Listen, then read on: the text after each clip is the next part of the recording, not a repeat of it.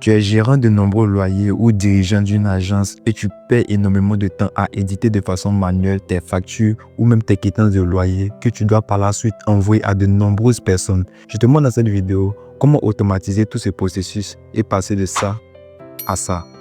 Je vais d'abord t'expliquer de façon globale comment le processus va fonctionner. Donc à l'entrée, nous avons un Google Sheet qui est l'équivalent d'Excel. Donc après ça, nous aurons un Google Doc. En fait, le Google Doc va recueillir toutes les informations qui seront stockées dans le Google Sheet. Donc, le Google Doc ici, c'est notre template de quittance de loyer. C'est le modèle que nous allons utiliser pour les quittances de loyer. Après ça, les quittances seront enregistrées sous forme de PDF. Après avoir enregistré les quittances, nous avons deux options. La première option, c'est que nous allons stocker l'information sur un Google Drive. Moi, j'ai choisi Dropbox. Et la deuxième option, c'est que nous allons envoyer ces différentes quittances aux différents locataires. Maintenant, je vais te montrer de façon pratique comment ça fonctionne. Moi, j'ai pris le cas où j'ai deux locataires et je voudrais les envoyer de façon automatique les différentes quittances de loyer. Donc, je vais lancer le processus ici. Donc, comme vous voyez, le processus est en train de charger. Donc là, automatiquement, ça a déjà envoyé le premier mail au premier locataire. Et là, c'est OK, ça a déjà envoyé les 2000. Donc, on va vérifier ici, puisque ce sont mes mails. Donc, lorsque j'actualise, vous pouvez voir ici une quittance que je viens de recevoir sur mon mail. Ça, c'est pour la première personne. Et je vais essayer de voir au niveau du deuxième locataire avec mon deuxième mail. Donc ici, comme vous pouvez le voir ici, nous avons reçu la quittance. Et nous allons essayer maintenant de vérifier les informations parce que les informations sont différentes. Donc je vais enregistrer le document et ouvrir pour voir. Donc ici, comme nous pouvons voir, au niveau du locataire, il y a le nom Kako Chris avec son adresse, son Gmail et tout. Donc on essaie de voir ici.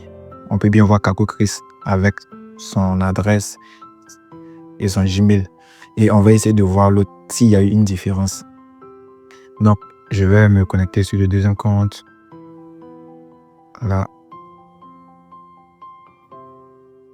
Ici, lorsque je reviens, j'enregistre et j'ouvre. Donc, comme vous pouvez le voir ici, il y a une différence. Ici, le nom, c'est Béranger Goudron avec son Gmail et son adresse. Donc, comme vous pouvez le voir ici, c'est la ligne 2, Béranger Goudron avec son Gmail. Pour vous dire que ça fonctionne bien. Et le point le plus important ici, c'est la programmation pour l'envoi automatique des mails. Donc ici, comme vous pouvez le voir, je peux le faire chaque mois, chaque semaine, chaque jour. Donc ici, j'ai décidé de choisir par exemple par mois. Donc chaque 28 du mois, je dois envoyer des quittances de loyer aux différents locataires. Donc après avoir validé chaque 28 du mois, le scénario va se lancer automatiquement et les locataires vont recevoir leurs factures sans que j'aie besoin d'intervenir. Donc passons maintenant à la pratique. Ici, nous allons essayer de réaliser une quittance. Donc pour cela, on se rend dans Google Doc. Lorsque vous tapez Google Doc, arrivé au niveau de Google Doc, vous devez appuyer sur document vierge. Si vous n'avez pas encore un exemple de modèle, mais moi j'ai déjà mon exemple de modèle que je vais utiliser. Donc comme vous pouvez le voir ici, nous avons notre quittance de loyer, nous avons le bailleur et le locataire. Les informations du bailleur, on les met tout simplement. Ces informations-là ne vont pas varier en fonction des différents clients. Maintenant, les informations qui doivent varier, ce sont les informations des locataires. Donc, toutes les informations qui doivent varier, on les met entre parenthèses. Vous voyez les différents symboles, ce n'est pas une parenthèse en tant que telle, mais vous mettez deux parenthèses, vous mettez la variable et vous fermez. Donc, comme vous pouvez le voir ici, toutes les informations qui doivent varier, on les met entre parenthèses. Maintenant, après avoir fait ça, vous pouvez ajouter une signature si vous voulez. Donc, pour cela, vous appuyez. Vous partez, comme je vais l'indiquer ici, dans Insertion. Et dans Insertion, Dessin, vous appuyez sur Nouveau. Et arrivé ici, au niveau du trait qui est là, vous appuyez dessus, vous prenez Dessiner à la main. Donc, là, vous pouvez le faire avec votre souris. Vous faites une petite signature, ça dépend de ce que vous allez faire. Moi, je vais supprimer parce que j'ai déjà ma signature qui est là. Donc, après ça, le dernier logo qui est ici, ça, je l'ai réalisé avec ChatGPT. Et j'ai dit ChatGPT encore, plutôt Gemini. Donc, vous pouvez décider de le faire aussi. Je vais vous montrer comment je le fais rapidement. Donc, je vais dans Gemini. Arrivé dans Gemini, je vais mettre un prompt. J'ai déjà mon prompt qui a été là, qui est là. Donc, je vais justement vous montrer. Donc, vous voyez le prendre, vous pouvez le prendre simplement et l'adapter en fonction de vos différentes informations pour que Gemini puisse vous générer une telle image. Donc, après avoir réalisé la quittance, nous allons passer à la mise en place du Google Sheet. L'ensemble des informations doivent être au niveau de Google Sheet. Si vous avez vos informations dans Excel, on va juste transférer ces informations-là dans Google Sheet pour pouvoir assurer l'automatisation. Parce que la plateforme que nous allons utiliser ne prend pas directement un fichier Excel. Donc pour cela, pour envoyer votre fichier Excel en Google Sheet, vous allez partir simplement dans votre Drive.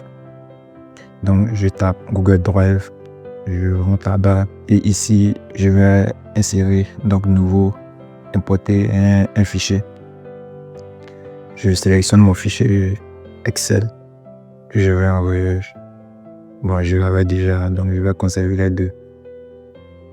Je vais actualiser et ici j'ai ma quittance. Donc je vais appuyer dessus et je fais ouvrir avec. Vous faites un clic droit, vous faites ouvrir avec un Google Sheet. Donc arrivé là, le document est ouvert avec, le fichier est ouvert avec un Google Sheet. Maintenant, on va enregistrer au format de Google Sheet. Donc, vous enregistrez ça. Voilà. Donc là, c'est enregistré. Je vais revenir et actualiser pour vous montrer la différence. Donc là, vous voyez, voilà. Donc ici, j'ai mon document, plutôt mon fichier qui est enregistré au format de Google Sheet. Du coup, pour ceux qui avaient déjà leur fichier Excel, je suppose qu'ils ont déjà toutes les informations au niveau de l'email, des prix. Maintenant, s'il y a des éléments que vous n'avez pas, vous pouvez juste ajouter.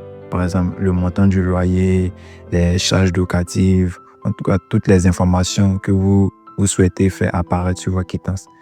Maintenant, lorsqu'on finit ça, nous allons partir sur la plateforme pour l'automatisation. Cette plateforme, on l'appelle mic.com. Donc, vous tapez mic.com. Arrivé au niveau de l'interface de la plateforme, vous devez appuyer sur Get Start Free pour commencer. Moi, j'ai un compte connecté, donc je vais d'abord me déconnecter pour la suite. Voilà. Donc, lorsque vous allez appuyer Get, vous allez arriver ici et vous appuyez sur S'inscrire avec un Gmail. Vous choisissez votre Gmail. Et là, vous allez laisser par défaut, comme ça vous indique. Ici, vous choisissez. Moi, je vais passer rapidement avec en ligne. Vous choisissez ce que vous voulez, mais cette partie n'est pas tellement importante. Donc, continue. Get Start. Ok, donc voici votre interface. Ici, je vais Skype, le tout. Donc, ce qui nous intéresse, c'est la création des scénarios. Donc, vous appuyez sur Create scénario en bleu là-bas. Donc, arrivé ici, ça c'est le début. Vous pouvez fermer ça. On n'a vraiment pas besoin de ça. Donc, on va fermer. Donc, ici, arrivé ici pour créer un nouveau scénario, on appuie sur le bouton plus, comme ça nous l'indique. Et si vous vous rappelez bien, notre premier élément qui rentre en ligne de compte, c'est le Google Sheet. Donc, vous tapez dans la barre de recherche Google Sheet. Vous le prenez et ce qu'on va chercher maintenant, c'est aller lire le fichier Google Sheet. Donc, on va chercher Search Row. Comme vous le voyez ici, vous prenez. Et maintenant, vous devez vous connecter. Donc, vous appuyez sur Create a Connection.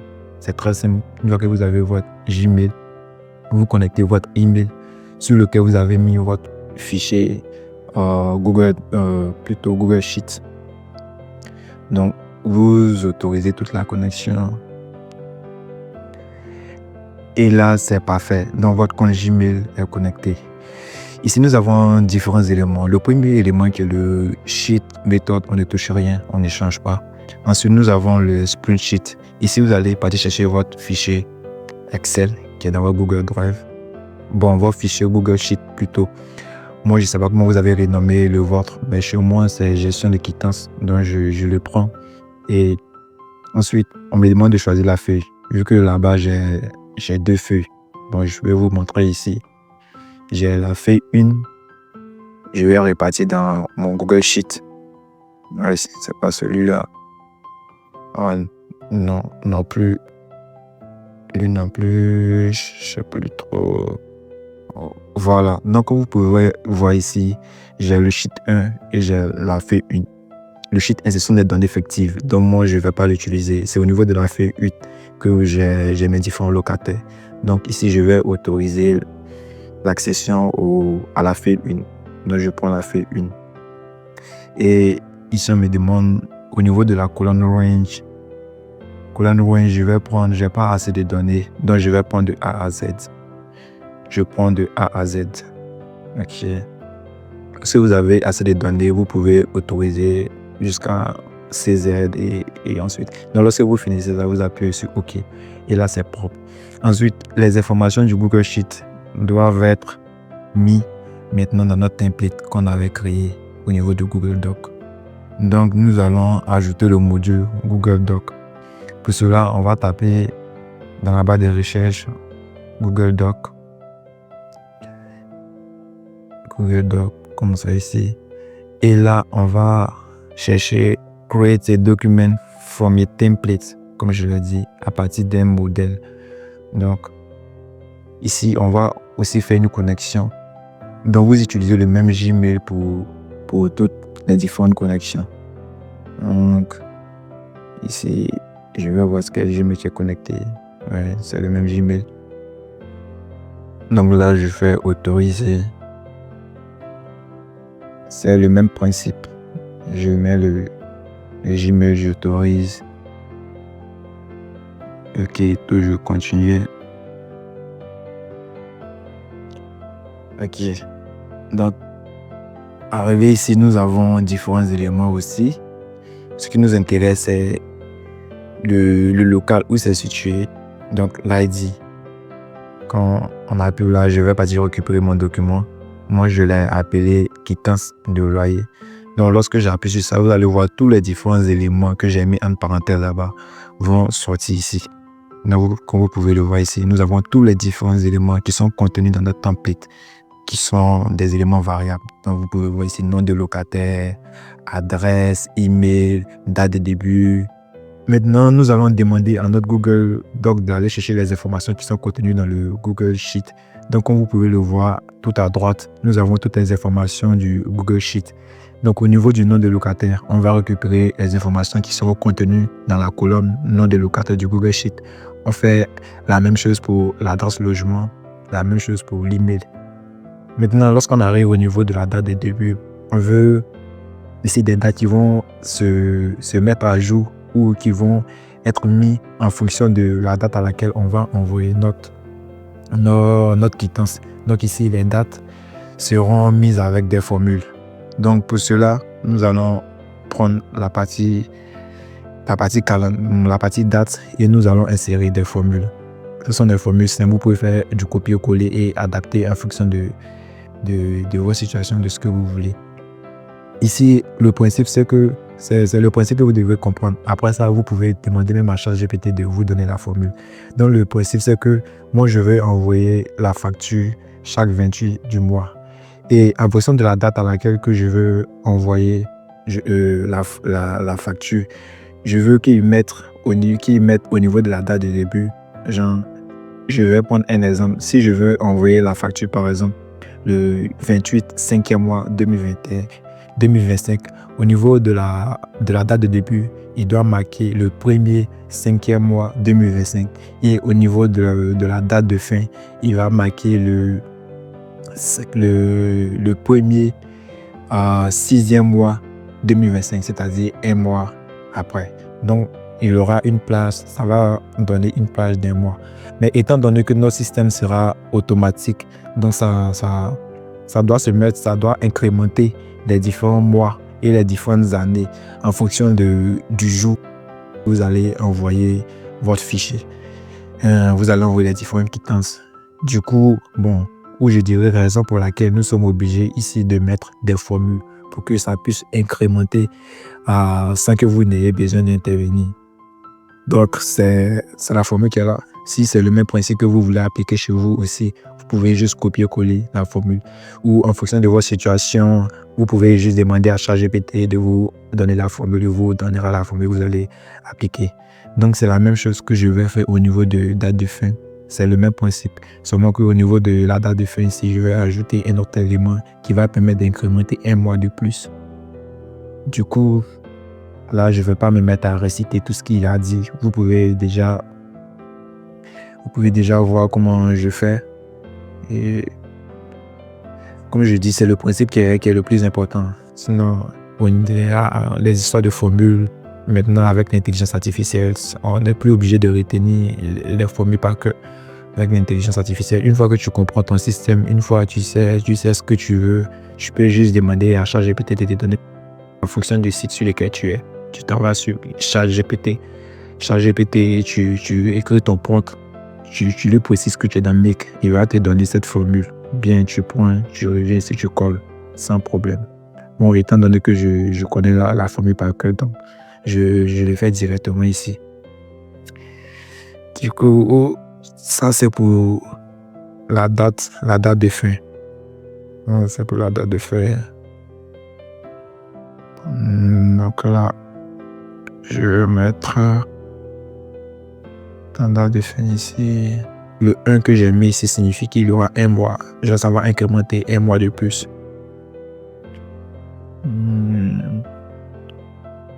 Ok. Donc quand je finis ça, pour cette partie, c'est bon. Maintenant, montant du loyer. On va partir prendre l'information toujours dans notre Google Sheet. Donc je viens chercher la partie montant de loyer, devise. Ici, vous écrivez simplement, parce qu'on n'a pas besoin de mettre ça dans un Google Sheet. Au niveau de la devise, moi, je vais choisir l'euro. Et vous pouvez choisir, si vous êtes en Afrique de l'Ouest, vous pouvez prendre le franc CFA. Ça dépend de vous. Au niveau de la charge, nous allons toujours prendre l'information dans notre Google Sheet. Même chose pour le montant total, qui sera contenu aussi dans notre Google Sheet. Maintenant, la date limite de paiement. Ici, c'est encore le même principe qu'on a fait. C'est que la date limite de paiement doit être mise à jour en fonction de la date à laquelle nous envoyons la quittance. Dans mon cas, je veux envoyer la quittance. Si je souhaite envoyer la quittance le 25e mois 2025, la date limite de paiement doit s'afficher le 10 6e mois 2025. Donc, c'est le principe d'un mois de plus que je vais appliquer ici. Donc, je vais recopier simplement ma formule que j'ai mis et je vais changer le jour au niveau du 10. Au niveau du premier, je vais remplacer par le 10. Ensuite, au niveau du mode de paiement, vous choisissez ce que vous voulez, carte bancaire, nom du bailleur. Je mets mon nom, signature, pas besoin de mettre quelque chose. Donc, après ça, ok, date de quittance. Donc, pour la date de la quittance, nous allons mettre juste le jour auquel nous avons envoyé notre quittance. On met now, que la formule peut dire aujourd'hui. Et après, on va formater la date avec ce principe. Donc, lorsque je finis ça, normalement, ok, ici, il y a le titre que je dois mettre dans le titre qui va s'afficher au niveau de notre Google Doc. Donc, je vais mettre quittance. Donc, ici, je mets quittance et je vais choisir l'emplacement.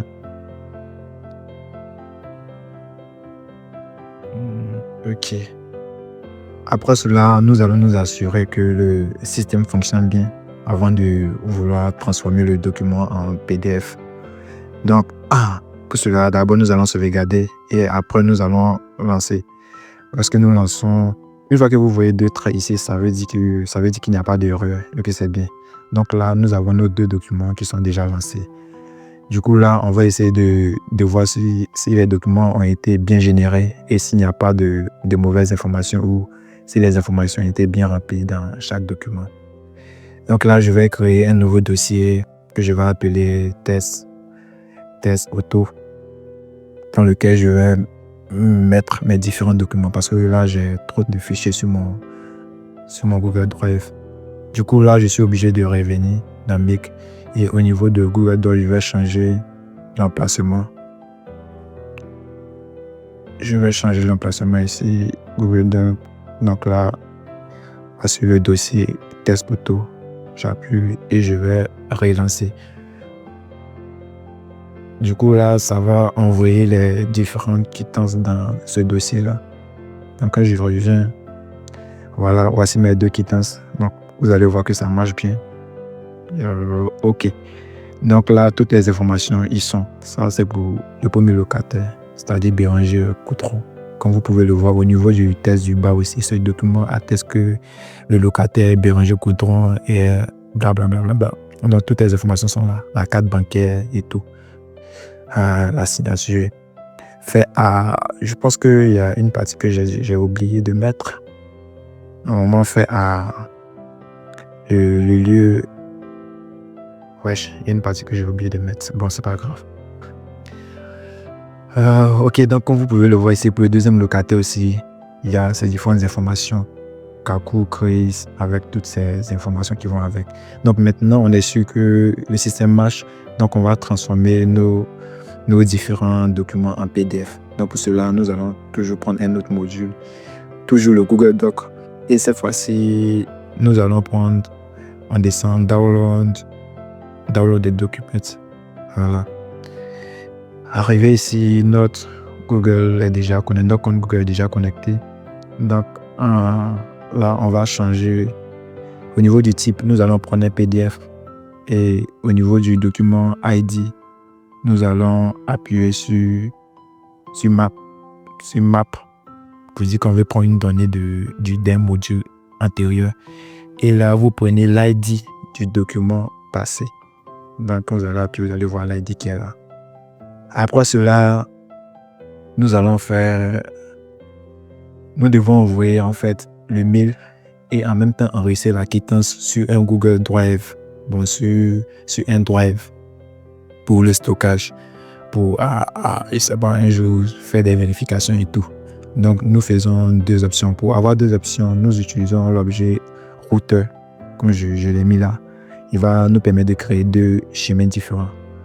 Donc, pour l'enregistrement de mes documents, moi, j'utilise un Dropbox. Parce que pour le Google Drive, quand vous allez essayer de faire, vous allez remarquer que vous avez besoin de payer d'une version payante pour pouvoir le mettre.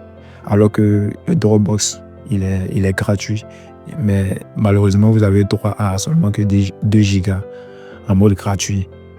Donc moi, j'ai utilisé d'utiliser Dropbox comme il est gratuit. Là, vous ne modifiez aucune information. Vous mettez juste Dropbox, vous ne modifiez aucune information. Maintenant, pour le Gmail.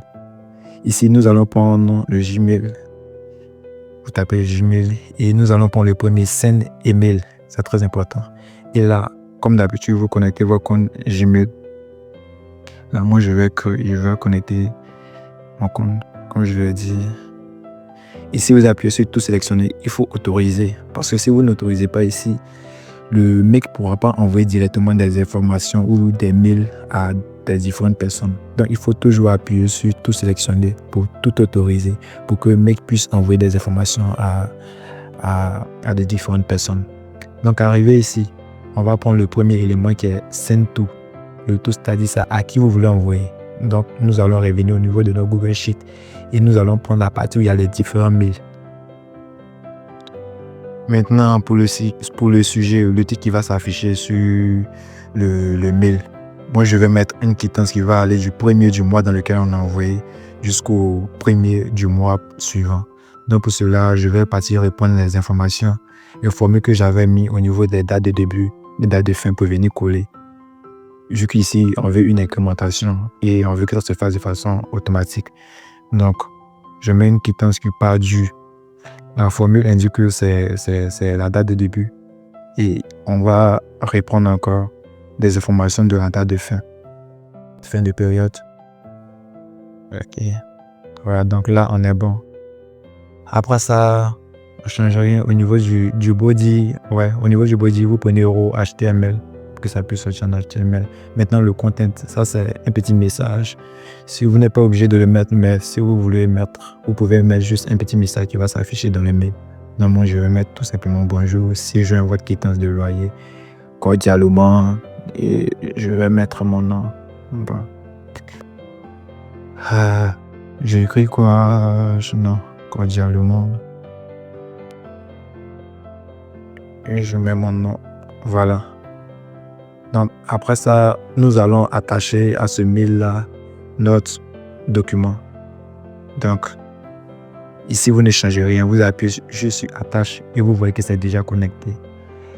Donc, normalement, tout est bon. Et là, on va sauvegarder. Oh, save anyway. C'est pas important. Donc là, on va lancer maintenant. Qu'est-ce qui se passe? Value, un petit. Ok. On va vérifier. Qu'est-ce qu'on a manqué ici? Non, il n'y a rien. Oh, je suis son chien, c'est quoi? Ok. Donc là, on sauvegarde et on va lancer notre processus. Là, on attend. C'est très rapide. Ici, on a généré la première quittance. Là, nous avons la deuxième quittance qui est lancée. Et là, les différents mails ont déjà reçu les différentes quittances. Donc ici, je reviens d'abord au niveau de mon drive. Comme vous pouvez le voir ici, nous avons nos deux quittances qui sont bien là, qui ont été bien enregistrées ici. Ça, c'était pour le premier. Ici, c'est le deuxième. Bon, c'est pas important. Maintenant, voici, nous avons reçu les mails. Et bien évidemment, comme vous pouvez voir, quittance avec vous voyez les différentes dates de début et de fin.